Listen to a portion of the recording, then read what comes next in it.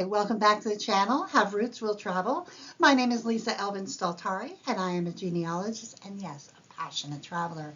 Over the last several years, I've been featuring each fille du roi, or king's daughter, and getting to know their stories a little bit better. They truly are the founding mothers of Quebec and also, in many respects, North America. There are over 700 of them, and today we're doing episode 258. We've come so far. We've still got a ways to go. But before we begin, let me show you ways you can support the channel. The first three keep you in the know. Subscribe, like, and notify. The next three are ways to help the channel grow. We have Coffee and we have Patreon, which are external platforms. And then we also have on my Have Roots Will Travel website a PayPal button. And here on YouTube, there is a super thanks that you can do as well. So thank you to all of you who have supported me thus far. Truly appreciate each and every one of you. Let's get started with today's episode. We're going to be looking at episode 258. Her name was Marianne Esther Dannesse de Longchamps. So let's have a look at Marie-Anne Esther. Now this is from a viewer request. I did not have her in my file, so it was a pleasure to get to know our latest fille du roi. She was born in 1648 in the city of Nancy, France. Her parents were Charles Dannesse, Sœur de Longchamps, and Agnes Bien. Now remember that when we have a Sœur de Longchamps, that usually indicates a mid to upper middle class family, and certainly a family of means. Now we also want to look at where Nancy is in relationship in France. It's in the Grand Est region of France, and inside of that region we have the département, or county if you want to call it that, Meurthe et Moselle. That is actually, Nancy is actually the capital of that county or département. Now Nancy has, it's 1,000 years of incredible history.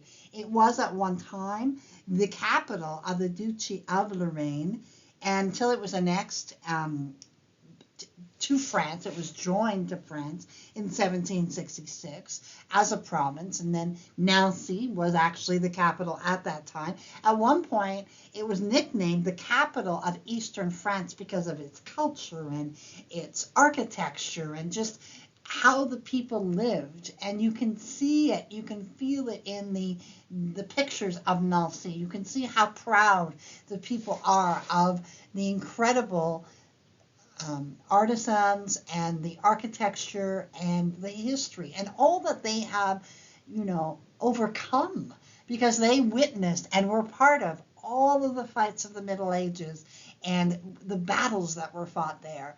Now, the church that she would have been baptized in is Saint Nicolas. Now, the one that you see here is obviously not the one that was at that time when she was born, but that is the Church of Saint Nicolas that is part of Nancy now. And it was built in the late 18th century, obviously replacing the older church that existed. The fact that there's still a church there is a remarkable thing as well. As so many of the filles du roi before her, upon her father's death, she arrived in New France as a fille du roi on the 3rd of July, 1668, and we don't have any information about the dowry that she had. There may have been or may not have been. So we don't know if she brought a dowry or not. She selected, and who selected her? His name was François Couillard de La Fontaine, and he was born in 1640 in a place called Courson. His parents were Michel Couillard and Catherine Fleury. You can see that Courson is from the Nouvelle-Aquitaine region, and inside that region, it is part of the Charente-Maritime region. It has a population of about 1,900 or almost 2,000 people, and it is truly still a really charming village, and it's actually known as the Green Venice of France. Here you can explore the scenic canals and marshes And you can also visit some of the nearby historic sites, such as the impressive ruins of an abbey, a former medieval fortress, and a cathedral. And the Church of Notre Dame de Courson is still it's still kicking. It was built at the end of the 11th century in the year 1091.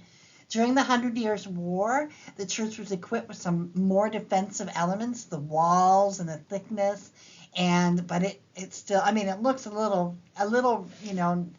weathered with age, shall we say, but certainly the fact that it is over 1,000 years old is just tremendous. So Francois would come to New France, as many did before him, as a soldier with the Carignan-Salière regiment. He was part of the troop, the Berthier troop, who arrived on June 30th, 1665. And he obviously chose to stay after his enlistment was done. After 3 years in New France, he obviously had enough means to be able to afford. Remember, the choosing of a wife was also based on economics. And so he obviously had built enough to be able to be someone who was selected by les Filles du Roi.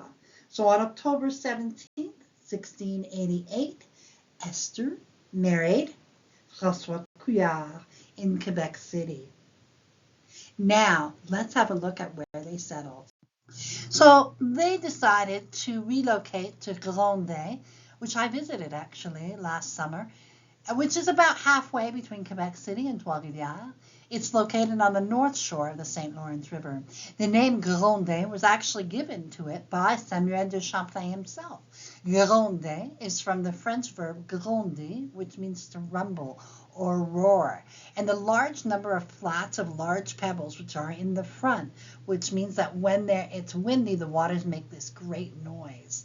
The seigneurie of Gronde was granted to the nuns of Hôtel-Dieu in 1646 by Charles Hureau de Montmagny, the governor of New France, and in 1672 the seigneurie of Gronde was extended. They were among the first settlers after the establishment of the church. And let's have a look at the windmill at Gronde, which is a remarkable thing. And I went inside, and just an amazing, and I'm going to post some pictures at some point on my website of this amazing little windmill. And it's the oldest surviving one in the province of Quebec. It was built in 1674 and served as a flour mill for the first 100 or so years, and then became a lighthouse from 1812, which I'm thinking is part of the War of 1812 defense, to 1967. And now you can visit the windmill as it's now a historical site. And it's just something, when you look inside there, and when you're there, you really feel like you're kind of touching history. So they would end up having 5 children. Marie-Renée would get married to Jacques Messier and had 1 child who survived.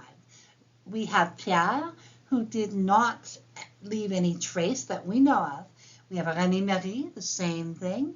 Madeleine would marry Jacques Larue and have 1 child. And again, we have the mystery of Francois. What happened?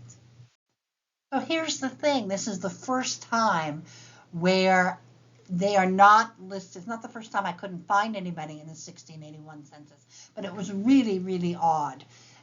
There is some talk that they went to France and left, and perhaps DNA will eventually link us all back up. And those children that perhaps got married in France or died in France, we don't know. We only know the ones that somehow formed families. So there's no evidence of this family in 1681, and we don't know what happened until there is an 11-year period between 1677 and 1688. Nothing. There's a lot of time to have no information on a family. Let's have a look. So we know that she marries again. So obviously she's a widow. Pierre Janson de la Palme, born in 1661. He's considerably younger than her. He was born in Paris, France, and his parents are Barthélemy Janson and Jeanne Duvoisin.